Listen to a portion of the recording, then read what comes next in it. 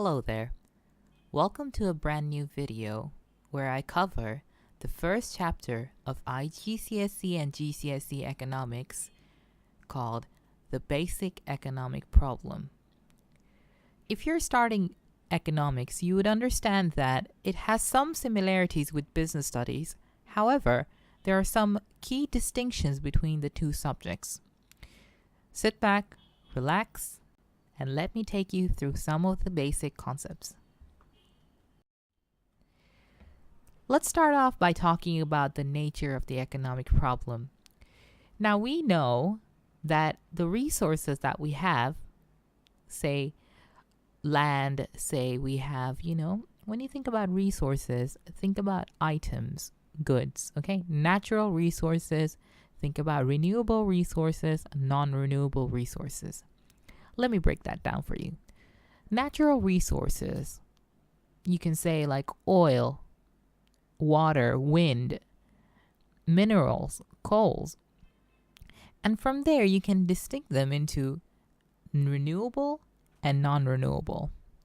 So we can say that coal or oil are non-renewable because they get depleted over time.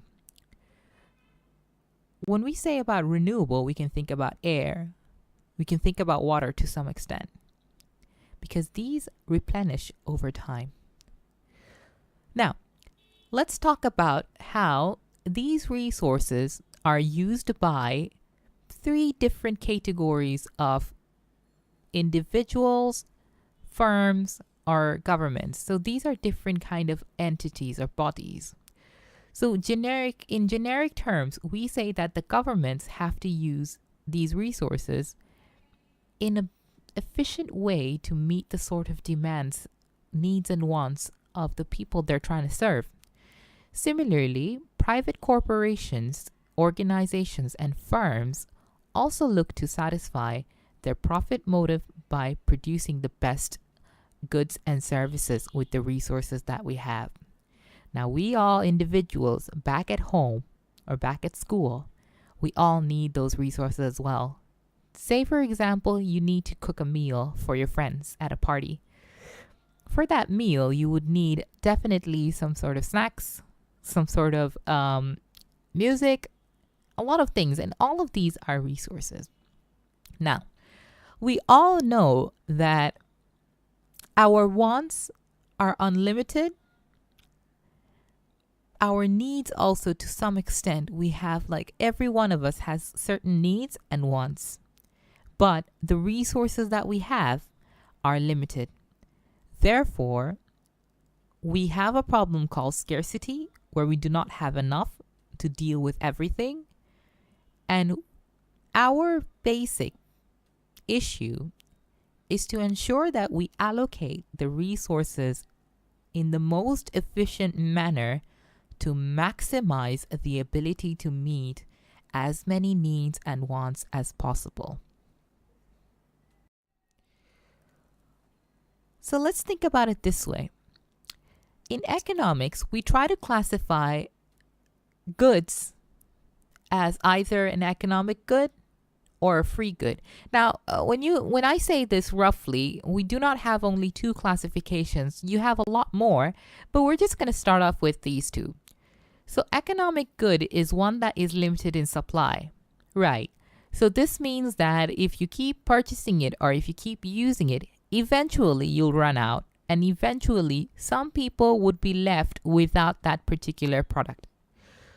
Free goods, on the other hand, are unlimited in supply, and therefore, to some extent, they do not end. Think about air, think about water. Now, when we say water, we're not talking about drinking water. We're talking about water that can be found in, say, rivers and oceans. To some extent, these are, these are unlimited if you don't think about the extremities. Yeah. Okay. Let's think about resources now. Now, we've already talked about how the basic economic problem is that we have a scarcity of resources that we need to allocate in order to ensure we meet those needs and wants, right? So economics is a study of how resources are allocated to satisfy the unlimited needs and wants of three categories: individuals, governments, and firms in an economy. So let's think about it. So we have three main economic agents or decision makers. Individuals or households, these are like the average individual, right? So consumers, you can think about them that way. You can think of yourself as an individual. Firms or organizations, these are businesses or entities. You can have profit organizations, not for profit, but basically we're thinking from a business point of view. And the third is the government itself. Remember, a government is a body that is elected by the people. So their main intention is to serve the people. So your intention as an individual is to serve your own needs or the people that you love. Yeah? And businesses have the need to satisfy their customers. So keep with that in mind, you can think of how our priorities will dictate the way we allocate our resources. Let's move on and think about three basic economic questions. So we've got what to produce, how to produce, and for whom to produce. So these are the three questions we always think about. So let's think about the two different, we talked about three different categories of economic agents that make decisions, right? So here we say that firms and individuals produce goods and services in the private sector of the economy, right? So private sector is the distinction from the public sector, because the motive over here is we say that the private sector is generally where private individuals take decisions with regards to what to produce, how to produce, and for whom to produce. On the other hand, you have the public sector where the government decides with the resources that they have at hand. They try to answer those basic questions: what to produce, how to produce, for whom to produce, and they always do so with the point of view of serving the people. Right. So let's move on and think about needs and wants. So needs and wants are concepts that you would need to cover in business studies, and they're usually very similar. Needs are essential goods and services that are required for survival. So bear in mind that without these, you cannot survive. So we need oxygen to breathe. We need water because our body is 70% or more.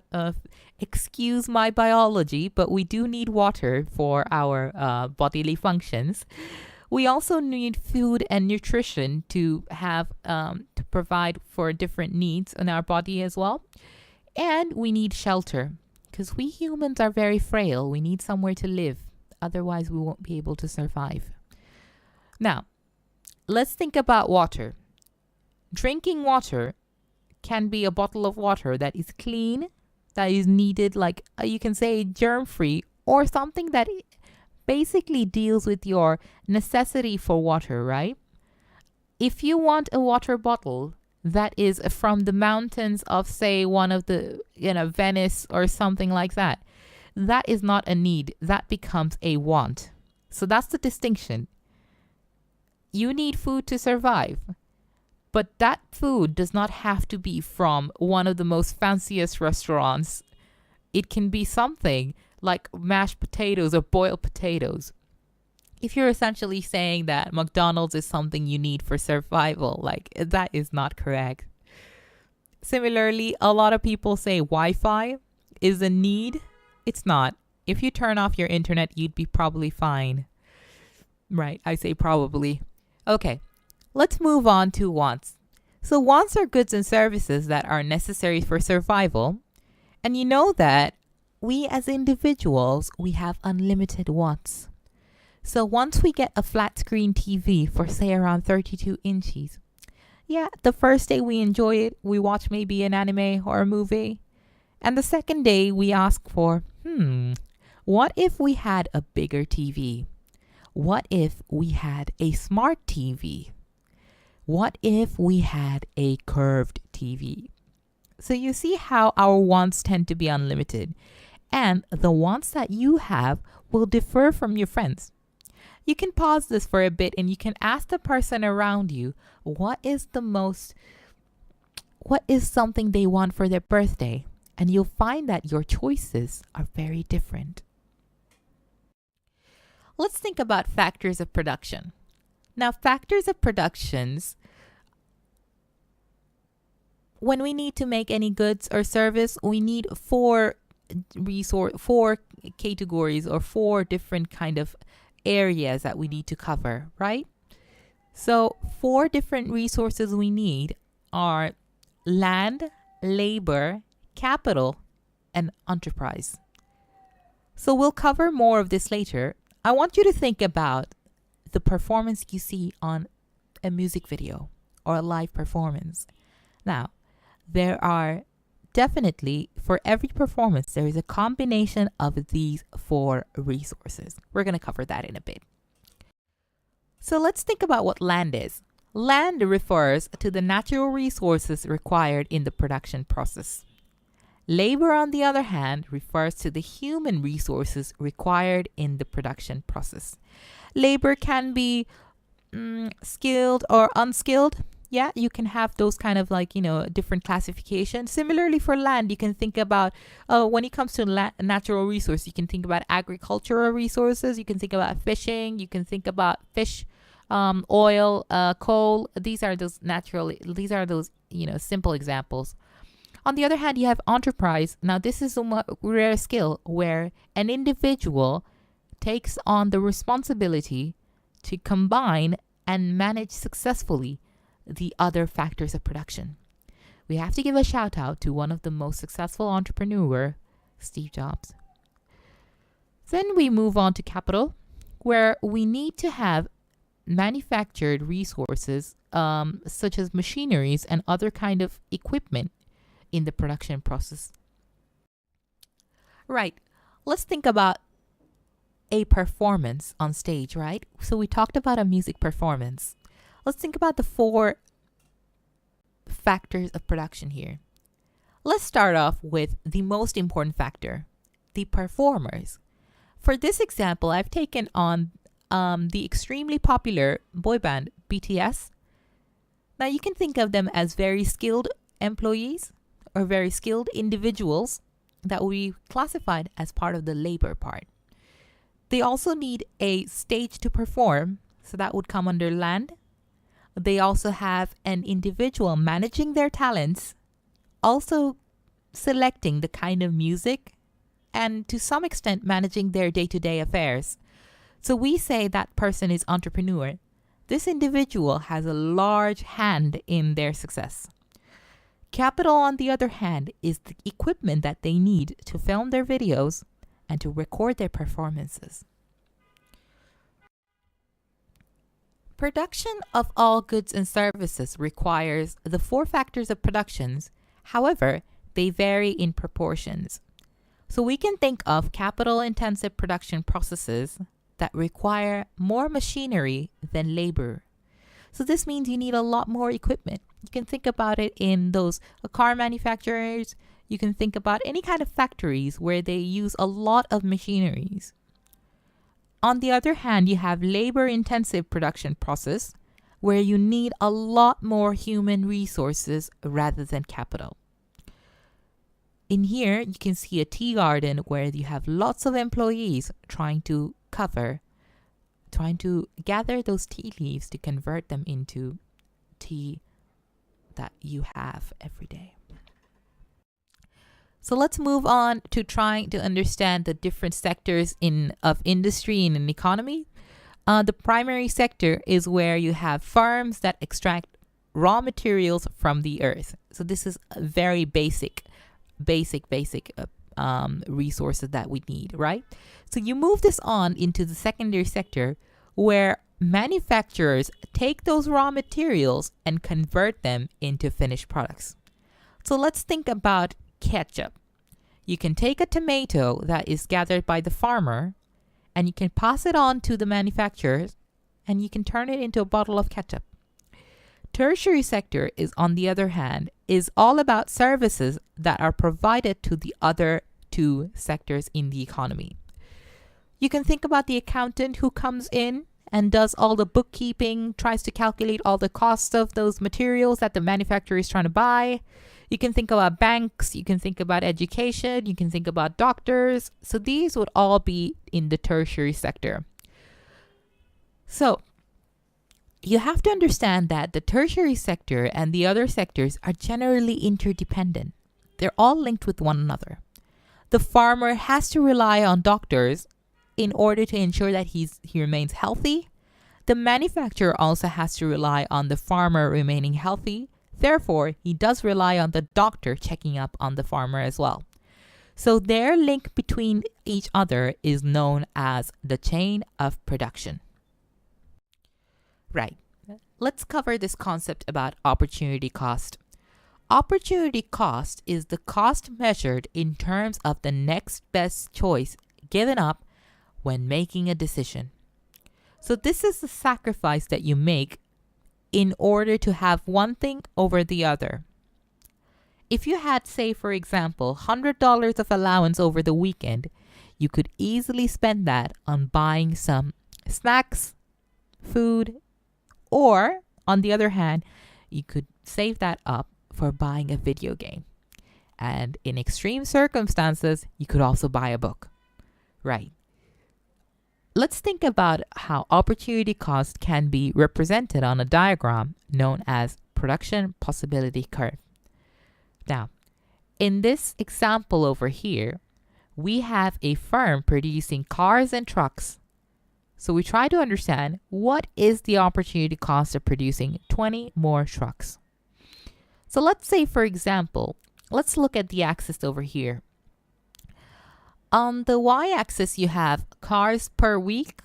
You have 0 at the base and 100 at the maximum. And on the x-axis, you have trucks per week with a maximum of 120. Now let's look at point 120 over here at the x-axis. This example assumes that what if you had land, factory space, you had laborers, so you had individuals, you had capital, you have machineries, you have finance, money, and you have a management team. What if all of them were dedicated in manufacturing trucks? On the other hand, you have another scenario where they're only manufacturing cars. Now, the production possibility curve lets you know how you can allocate those resources and try to make both of them. So at point number A, you have the right allocation of resources to have 60 cars manufactured and at the same time be able to produce 80 trucks per week. On the other hand, we consider that now the businesses have decided that it's better to produce more trucks and less cars. So you reduce your number of cars from 60 to 50 and you shift some of your workers and those money and those equipment in order to make more trucks. So the PPC, or the production possibility curve, represents the maximum amount of goods and services which can be produced in an economy if all resources are used efficiently. It represents the maximum production capacity. Now let's talk about two different concepts. So on the first concept, you have advancement, which has led to increased yields. Yields basically means that you have more output. And the strange thing is that advancement could be technological advancement where you found a new way of doing the same work. Yeah. So you were able to increase the number of output that you can have. And sometimes we consider that advancement means that you can produce more output with the same amount of resources. So let's think about an example where you have basically, before you had in a factory, you have lots of individuals working in a labor intensive scenario to manufacture cars.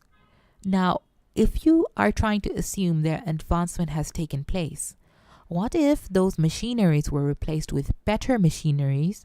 They costed you the same amount of money, but because they were replaced with better machineries, you're definitely able to manufacture more. On the other hand, let's think about another alternative scenario where you have a natural disaster that destroys a large percentage of your factories. So because of that, your production capacity decreases.